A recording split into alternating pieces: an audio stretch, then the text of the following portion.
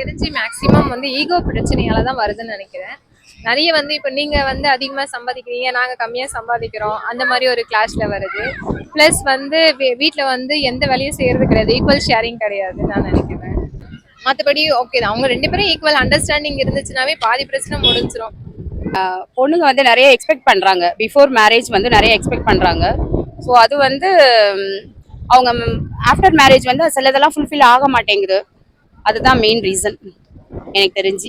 அந்த எக்ஸ்பெக்டேஷனோட ஃபுல்ஃபில் பண்ணாமல் இருக்கிறதுனால அவங்களோட மேக்ஸிமம் அதுவாக தான் இருக்கிறதுக்கு வாய்ப்புகள் இருக்கு. அண்டர்ஸ்டாண்டிங் இல்லாததால தான் டிவோர்ஸ் நிறையா இருக்கும்னு நினைக்கிறேன். எக்ஸ்பெக்டேஷன்ஸ் நிறையா எக்ஸ்பெக்ட் பண்ணிட்டு அதை வந்து கரெக்டான டைமில் கன்வே பண்ணணும். கன்வே பண்ணாதனால இருக்கலாம்.